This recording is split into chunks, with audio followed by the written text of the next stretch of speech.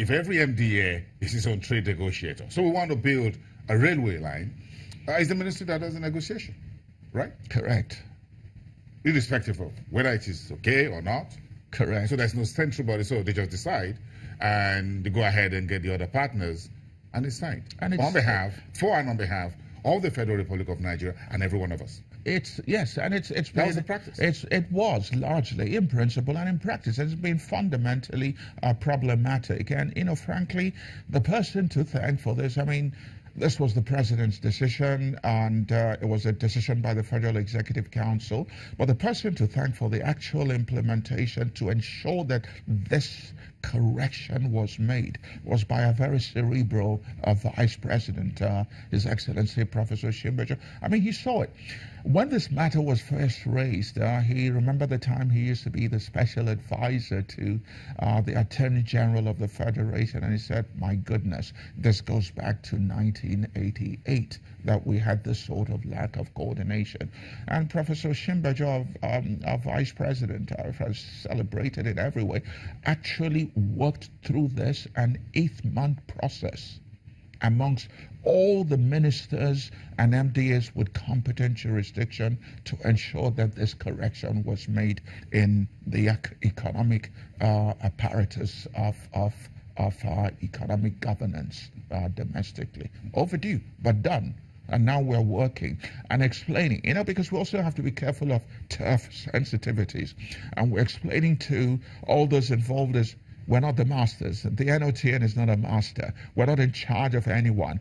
Our job is primarily to coordinate. And because we've gathered, we've assembled some of the best technical skills possible, and we've started to deliver, they're beginning to understand that, frankly, our fundamental motivation is the national interest and nothing else. So the CFTA will be the first major feather in your cap.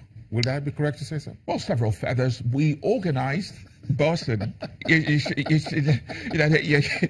getting on me. You know, you should know that we organized. It was opened by the vice president. We organized a high-level policy and private sector forum on trade and investment facilitation that brought the heads of most multilateral institutions in global economic governance to Abuja.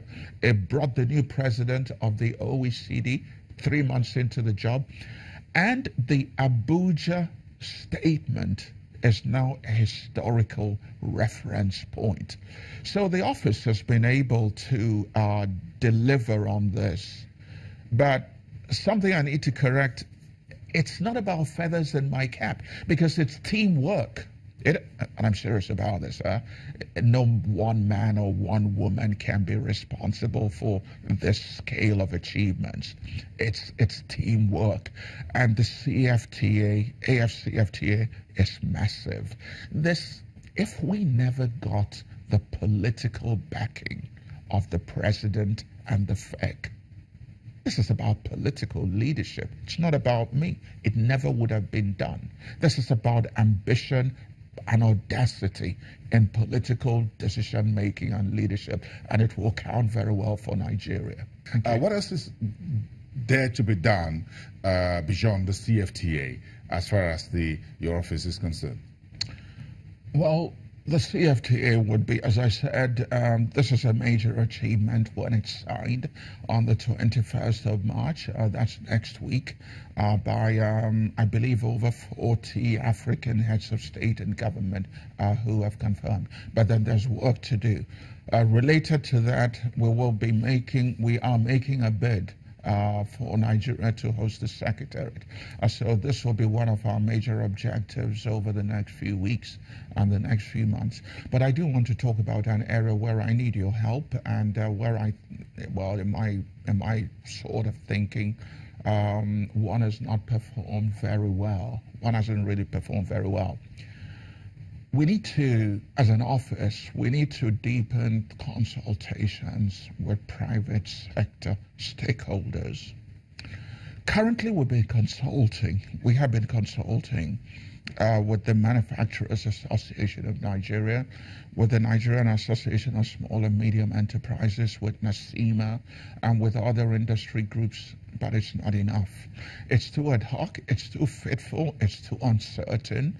It doesn't have granularity, and it doesn't have predictability and real-time cadence.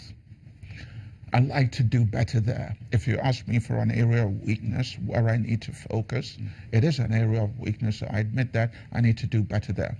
Number 4 is Nigeria's trade policy report. The last one was written in 2002. Scandal. It's a scandal that since 2002 to now, we do not have an updated trade policy.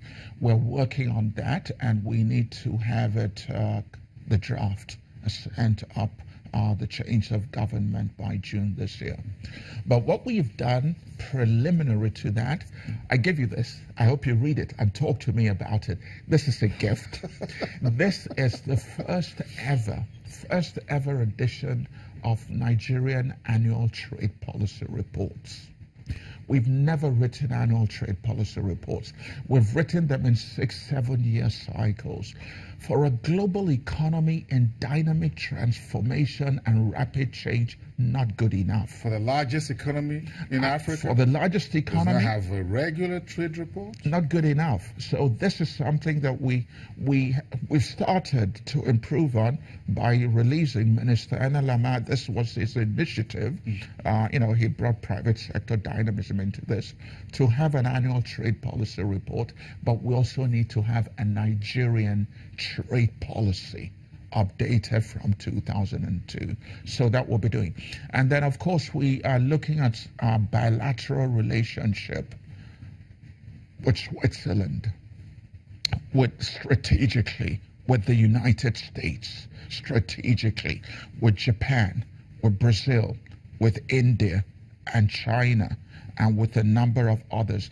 These are some of the countries that we focused on outside of Nigeria, and we will begin to look at specific agreements that will deal with them. We have to pump. Currently, trade accounts for 19% of the 18%, I'm sorry, in the latest update of Nigeria's GDP. Second only to agriculture at 27%. We need to up it. We got a lot of work to do. Trade employs 10 million Nigerian natural persons, import and export. We've set ourselves a benchmark. We'll need to increase it. So we're timing ourselves. We're putting benchmarks. We have everything to play for. This is the foundation for prosperity. Mr. Ambassador, as you are getting time, my producers are also timing me that the show time is up. We thank you very much for coming. Another handshake, and we wish you all the best and a safe trip to Kigali. Of course, sitting beside the president there next week, Wednesday, President Buhari. This is an exclusive interview on the countdown to the March 21st CFTA agreement signing in Kigali. Thank you, everyone, for watching, and I'll see you next time.